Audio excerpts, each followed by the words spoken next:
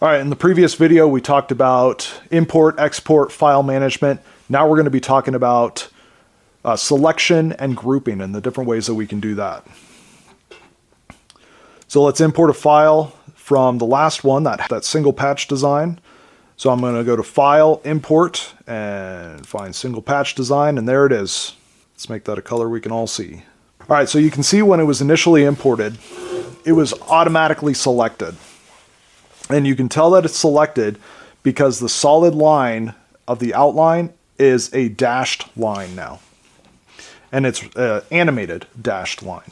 When I select off of it, you can see that there's now a solid line, or the outline is solid, and there's no transform control buttons or manipulation handles.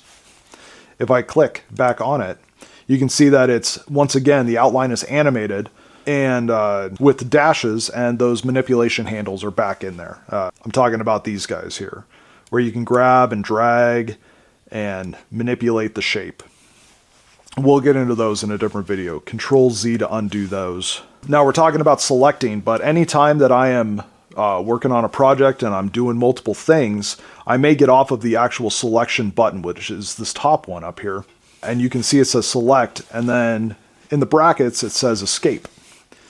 So if I'm over here and I'm making circles, I can either click on this button and that'll bring up the selection tool, no longer the circle tool, it's the selection tool, and that last piece is selected. Or if I'm in something else, I can hit escape and that'll automatically bring me back to the selection tool.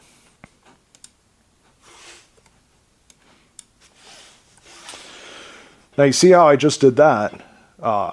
When I clicked and drug from the right side to the left, it was a green square.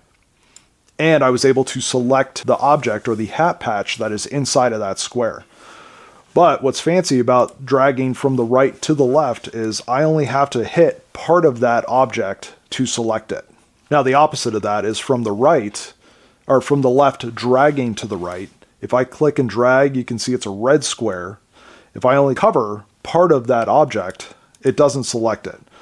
But if I drag and cover the entire object, then it is selected. Now this comes in really handy if you're trying to select certain objects within other objects. Let's see how that works. All right, so we're going to make an array, and we'll make 9 of these buggers. And we'll get into arrays later, but this bottom left group results, you can select or unselect that. I want that unselected so that this entire 9-piece grid, not all grouped together. I want them separate. Let's talk about groups really quick here. So currently these are 9 individual pieces. You can see that if I drag from the left down to the right, only the left 3 that were fully encompassed were selected. Not all of them. If all of these were selected, grouped, if I pull down on this, nothing would be selected. But if I pull up from the right to the left, or just from the right to the left and I select, all of them are selected. And you can see a group selection versus an individual selection where, actually all right, so now you can see the difference here between a grouped selection and an individual selection. These 9 on the bottom are grouped. The one on the top is individual. It's not grouped to anything. The grouped 9 down here have dots and dashes rotating around. The individual is just dashes. So that is a quick way to reference whether your items are grouped or ungrouped. Now, the way to group or ungroup is you select all the items you want grouped into an item, and then you right click, and down here is group. These are already grouped. Let's ungroup them. So you can see they are ungrouped now. I'm going to select all the items that I want grouped, right click, and hit group. You can also hit Ctrl+G. Knowing your keyboard shortcuts is super important, and it speeds up your design process, and it speeds up all of these processes. Ctrl+G, get you grouped.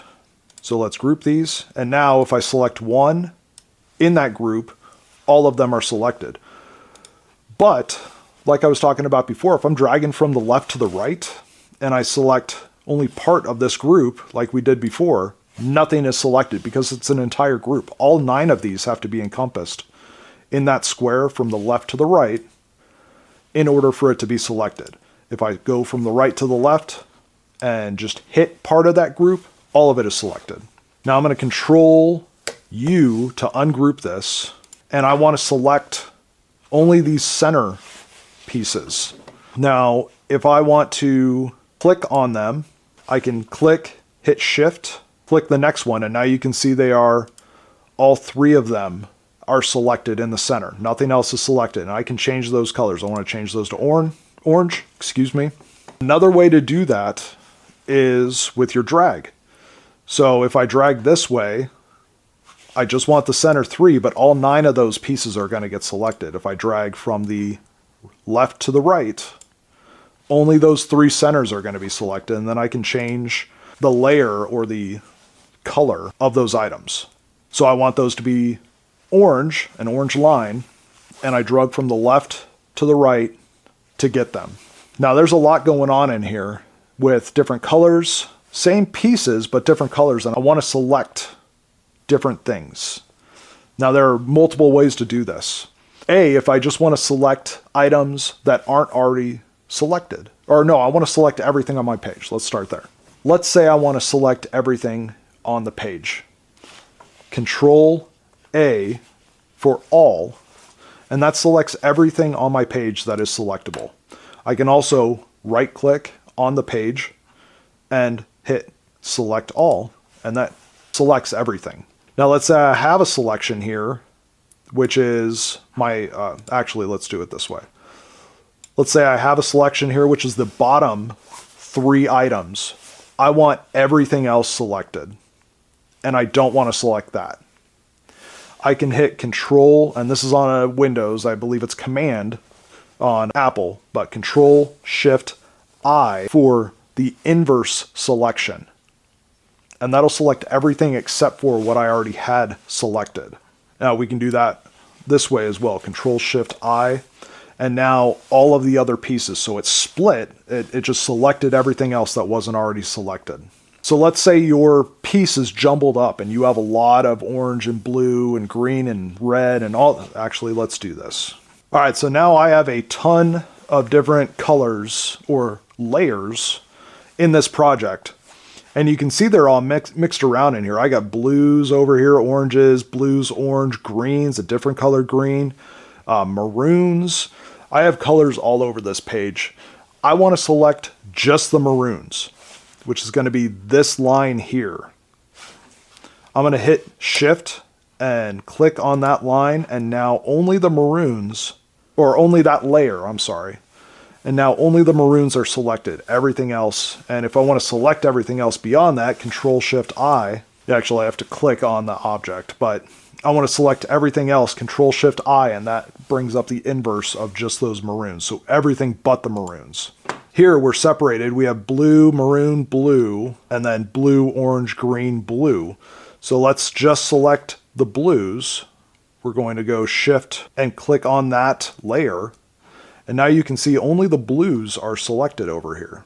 Now obviously another way to do this is with your output and show. So if I want to not select the blue, but I want to select everything else, I'm going to click Don't Show on the blue, that toggle there, which turns the blue off here. Now I can select everything else, turn the blue back on, and you can see that the blue is unselected.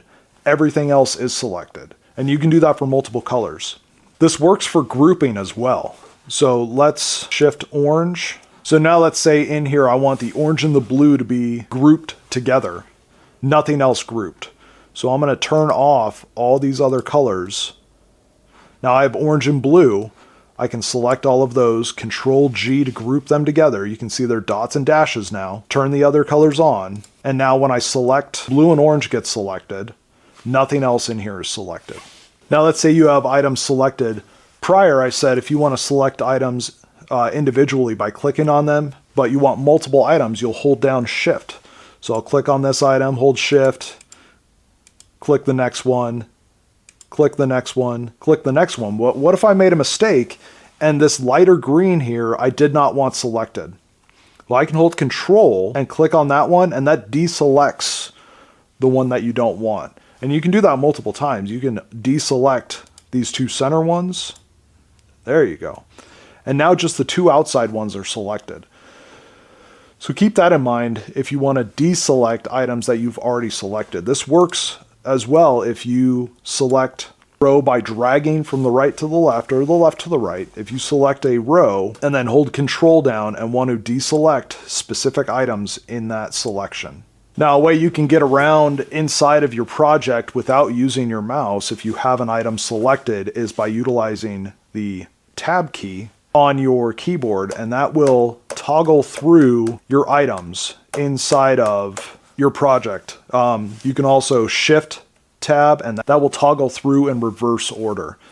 Obviously, in this array, that is not very handy because it's all over the frickin' place, as you can see, but maybe in certain circumstances it would be handy. I don't use that feature at all. I find it easier to just select or drag, or the big one is with the different layers is holding down Shift and selecting that layer to select everything on that layer. Those are the shortcuts that really come in handy for me. Anyway, hopefully you found this tutorial helpful. If you did, do me a favor and like, subscribe. Comment, share, do whatever you want to do with it. We'll catch you on the next one. Thank you.